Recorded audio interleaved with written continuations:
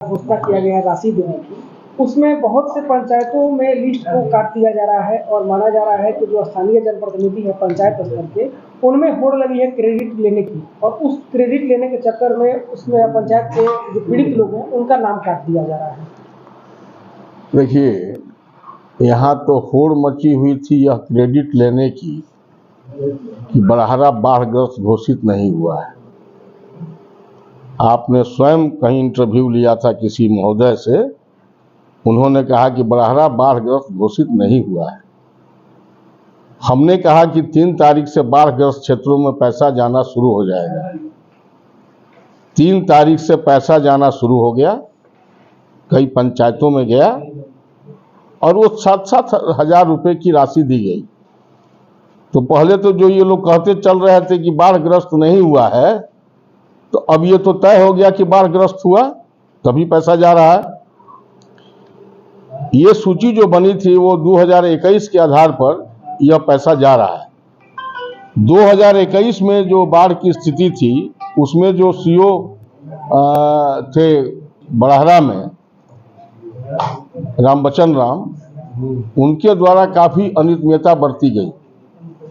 नतीजा ये हुआ कि उनके यहाँ से हटने के बाद इस मामले की जांच हुई और उसमें वो दोषी पाए गए। 2 दिन या 3 दिन पहले संभवतः उनको बेल हुआ है, उनको जेल भेजा गया। कई कर्मचारियों को जेल भेजा गया और सही रूप से उसमें लिस्ट नहीं बना था। कहीं औरंगाबाद का आदमी तो कहीं छपरा के आदमी तो कहीं बक्सर के आदमी, इन लोगों का नाम उसमें इंक्लूड करवा दिए थे, रामबचन राम। उस लिस्ट को सुधारा गया। सुधारने के क्रम में कुछ जेन्युइन नाम भी जो होना चाहिए था वो नाम कट गया। यदि हम किसी गलत को हटाने जाते हैं तो हो सकता है कि उसमें कहीं ना कहीं कुछ हो जाए। तो हमारे यहाँ बड़हरा में 20 पंचायत पूरी तरह से, एक पंचायत कुछ आधा ये करके, आधा पोर्शन, और बड़हरा इसमें क्या कहते हैं, आरा में 7 पंचायत, कोइलवर में 2 पंचायत या 2 गांव, ये यहाँ पर आरा के बगल में जो ये है यहाँ पर ज्ञानपुर और एक बिंदगावा, ये सारे क्षेत्र डिक्लेयर हो गए। इन लोगों के लिए जिला में जो हमारे सीओ वगैरह हैं तीनों प्रखंड में, इन लोगों ने जिला में सूची समर्पित कर दी। सूची का जो समर्पण हुआ उसमें जो अनुश्रवण समिति है जिसमें मुखिया होते हैं, पंचायत समिति के सदस्य होते हैं, वार्ड के सदस्य होते हैं, वो सूची बनती है और उसी सूची के आधार पर यह पैसे का वितरण किया जाता है। हमने यह सुनिश्चित किया कि जहाँ जहाँ बाढ़ आया हुआ है, 7 यहाँ, 20 वहाँ और 2 इधर, तो इनमें से कोई गांव नहीं छूटे।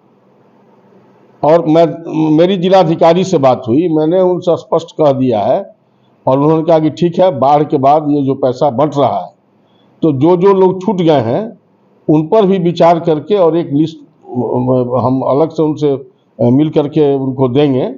जो जो जेन्युइन लोग छूट गए हैं वो लोग भी अब उसमें शामिल हो जाएंगे। सीओ बड़हरा सीओ की बहुत उदासीनता दिख रही है, ग्रामीण लोग शिकायत कर रहे हैं उनकी, ब्लॉक में भी नहीं रहते हैं। नहीं, अभी ब्लॉक में वो इसलिए नहीं है कि आरा में एक जगह बैठ करके ये लोग अपना सब रिपोर्ट वगैरह बना करके जिला प्रशासन को दे रहे हैं। उसी क्रम में वो जिला प्रशासन में और यहाँ जो वो ऐसी जगह निर्धारित हुआ है पैसा भेजने का अफसरों के द्वारा 3-4 ब्लॉक्स में, तो उसके लिए कुछ समय आरा में दे रहे हैं, ये बात सही है। और जहाँ तक बात है, बड़हरा में 20 पंचायत पूरी तरह से, एक पंचायत में कुछ पार्ट, उसमें सारे पंचायतों में पैसा भेजना हमने शुरू कर दिया है।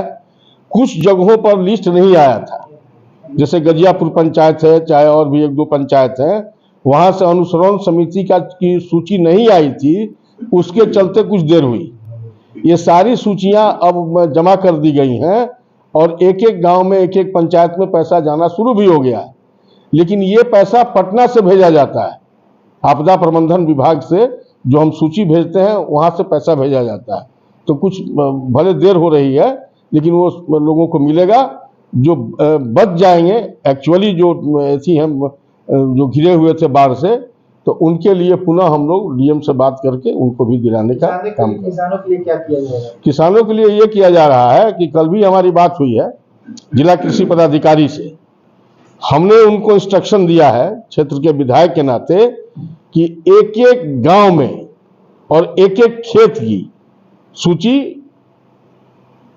काफी गहनता से बनाई जाए और उनके जो प्रखंड में और पंचायत में पदाधिकारी हैं वो इस बात पर ध्यान रखें और ये खुद उस पर अपनी निगरानी रखेंगे जिला कृषि पदाधिकारी कि जो फसल की क्षति हुई है वो भी राशि हम किसानों को देने जा रहे हैं।